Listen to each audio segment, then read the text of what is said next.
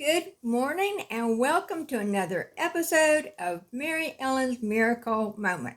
It is a very special Friday today. It is the Friday before the Christmas holiday. I believe we're in about the middle of Hanukkah, and I know Kwanzaa begins on December 26th. So we've got all these joyful celebrations going all around us. Miracles with Mary Ellen on Monday, I spoke about the miracle of hope. And Peter and I, my husband, and I were driving around yesterday doing some errands before, of course, we're expecting some snow or whatever, and it's really cold today. I think it's about 9 degrees right now. Woo! Anyway, and we were driving around, and I saw on the side of a building, "Help for today, hope for tomorrow."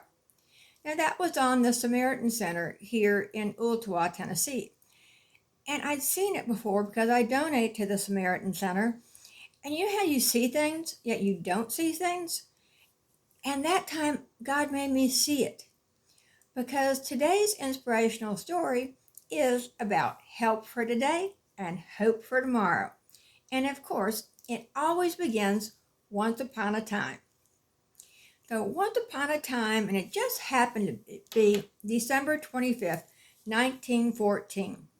Only 5 months into World War I. German, French, and British soldiers found themselves already sick and tired of this war, yet they were fighting each other, and they didn't understand why. They were on the Western Front fighting, and they thought it was senseless, and here it was Christmas Eve. Well, all of a sudden, the German cannons went silent. And then the English cannons went silent.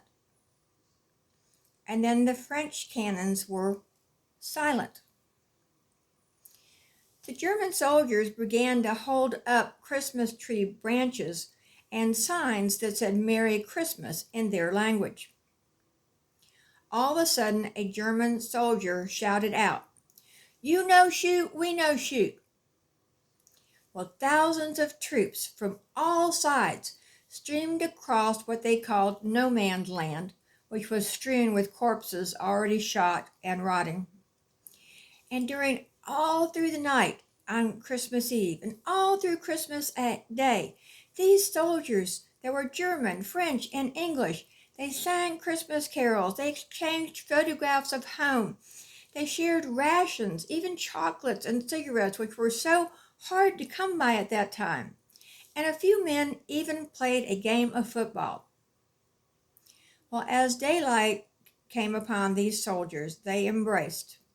And after this wondrous night, the soldiers questioned in their hearts, whose family, whose son, whose husband will I have in my sights? How can I go back to war? Maybe I'll be killing this man I just spoke to, and he just shared his rations with me. But with sad farewells, they returned back to settle into war once more. But not before all of the soldiers had gotten together to make a secret pact to warn each other if the brass or the generals forced them to fire their weapons. And they all promised to aim very high. Now, Francis Tolliver wrote a poem about this particular story, and it's called Christmas in the Trenches. And it's a very long poem, almost like The Night Before Christmas. And I was going to read that poem to you today, but I want to just tell you the last verse of what he wrote. "My name is Francis Tolliver. In Liverpool I dwell. Each Christmas comes since World War I. I've learned Christmas's lessons well. That the ones who call the shots won't be among the lame or dead. And on each end of the rifle, we're really all the same." Since World War I, there have been several incidents of ceasefires during Christmas or during Christmas Eve and Christmas Day. I know there was one during the Civil War. There was probably one during World War II and other wars. But this story by Francis Tolliver was first published in the Boston Globe in 1988. It's called Christmas in the Trenches if you want to look it up. It's fun.